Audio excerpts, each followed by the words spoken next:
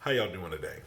My name's Ayin, and today's topic of discussion is going to be no understanding for self seekers. No understanding for self seekers.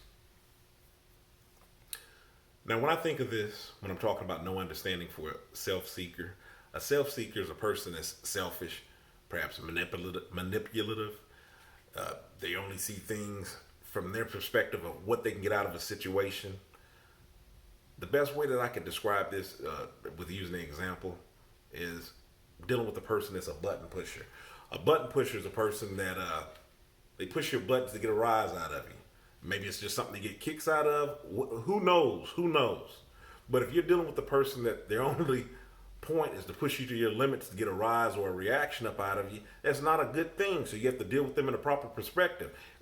You wouldn't even waste time on trying to figure out why they're button, but why do they do what trauma have they been through or whatnot. You would just know what you would need to do in order to maintain that healthy relationship, right? So I'm going to say the same thing with the button pusher that you would do with the person that was consistently self-seeking or manipulative, or anytime that you have dealings with them, you consistently come up on the short end of the stick, or it's always a price to pay, from your end. Like I said, or you just always coming up short.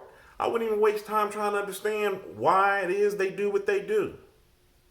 Because they're who they are, just like who you are. I don't even try to get wrapped up in the logistics of, I want to try to be a little bit more rational with this.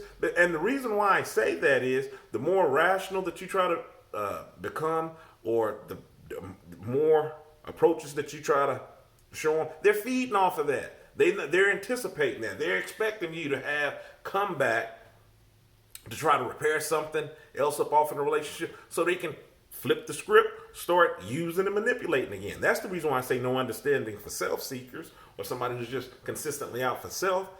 I don't even bother, because it just leads to you getting played further than you already have. So that's my take on it. My name is Ayin. I've written a book, Ayin Kilimanjaro's The Arithmetic of Family Communication. I will leave a link in the description box. You can get the book on Amazon. And until next time, stay encouraged. Avoid being discouraged. You have a good one.